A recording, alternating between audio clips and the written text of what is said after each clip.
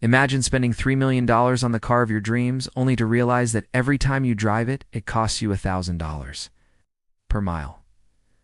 Most people think buying a hypercar is the final step, but the truth is, the purchase price is just the entry fee to a very expensive nightmare. From $20,000 oil changes to insurance premiums that cost more than a house, today, we're exposing the eye-watering costs of keeping a hypercar on the road. This is the dark side of the 1%. Let's talk maintenance. If you own a Bugatti Chiron, a routine service isn't a quick trip to the local garage. An oil change alone will set you back $21,000. Why? Because mechanics have to practically dismantle the entire rear. To reach the 16 drain plugs and those tires, they need to be replaced every 18 months, costing you $42,000 a set. In the UK, that's enough to buy a brand new BMW 3 Series just for some rubber. Then there's the insurance. You can't just call up a regular provider for a $5 million Pagani. You need specialized underwriters.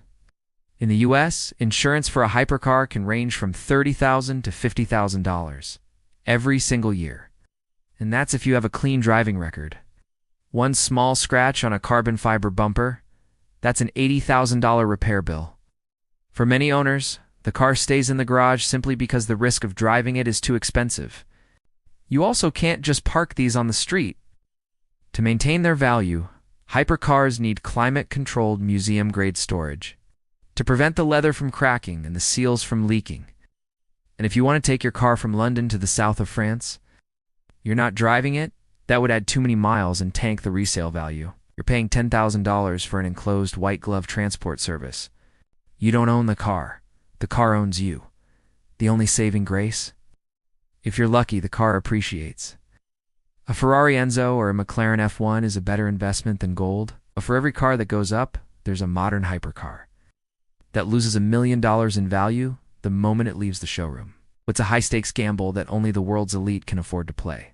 So, if you won the lottery tomorrow, would you still buy a hypercar, knowing it costs a fortune just to keep it sitting still?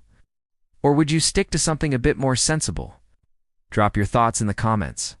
If you want to see more of the billionaire lifestyle, make sure to like and subscribe to Apex Epic. We'll see you in the next one.